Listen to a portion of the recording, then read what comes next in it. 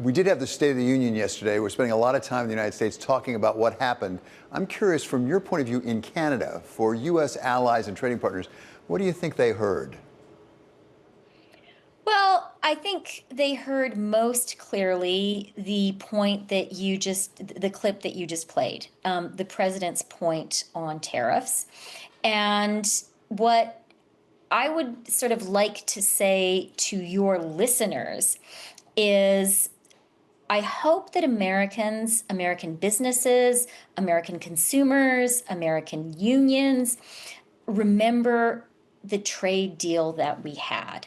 And I hope they will remember what President Trump, who is the guy who negotiated the current USMCA, and once we concluded that negotiation, and it was a tough negotiation, I'm not going to lie about that.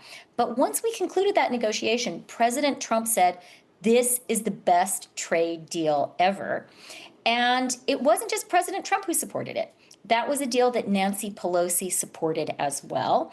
I think it's really unfortunate that we seem to have moved into a paradigm on trade where we see these negotiations as a zero-sum game. Because I think the reality of a good trade deal is it is win-win.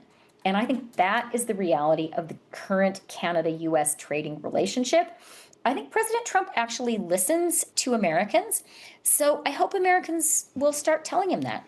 It strikes me, Chrystia, that you know of wherever you speak here on the USMCA because you actually were negotiating it for Canada, as I recall.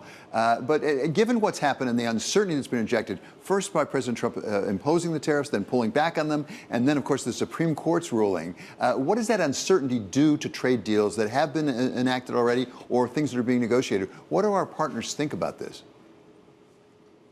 Well, I think the current mindset, and it was the mindset during Trump 1 as well, is hope for the best, prepare for the worst.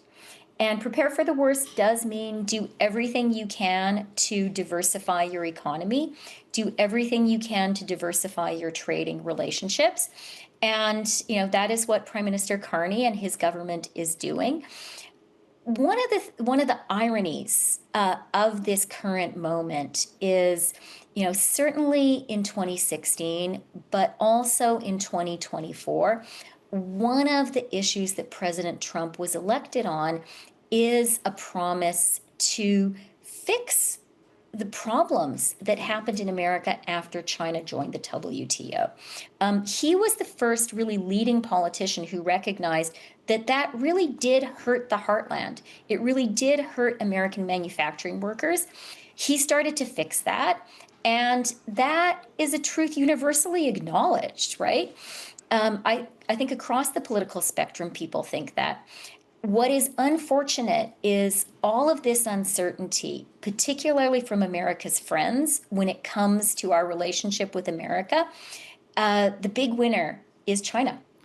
Well, let's talk about China, because it strikes me that one of the things that your Prime Minister, Mark Carney, has done is traveled to China and negotiated some adjusted trade deals there. Is China the big winner here? By the way, China was not mentioned last night in the State of the Union, and it's been a long time since the U.S. president has not mentioned China in that speech.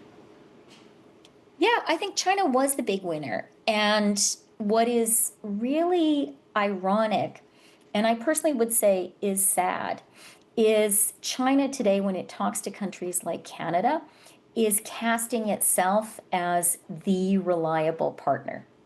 As a country that particularly middle powers like Canada can trust, can lean on, that if you do a deal with China, it's a deal that has meaning.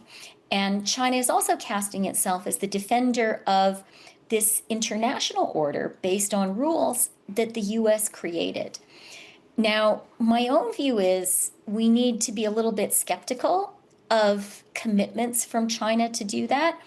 I was foreign minister when, in retaliation for Canada's decision to honor an extradition treaty with the United States, 2 Canadians were illegally seized, arrested by China, effectively held hostage. International experts concluded that their treatment amounted to torture. That is not the behavior of a reliable partner. But for me, a really terrible thing that's happening right now is a lot of people, a lot of Canadians are now coming to the conclusion that Beijing can be trusted more than Washington. I think that's really sad, and I don't think that's in America's national interest. And finally, Chrystia, I mean, talk about the economics of it, the business of it, as it were. There are the geopolitical consequences, but also what is it doing to the economy of Canada, the economy of the United States, the economy of the West, some of the back and forth, up and down on tariffs?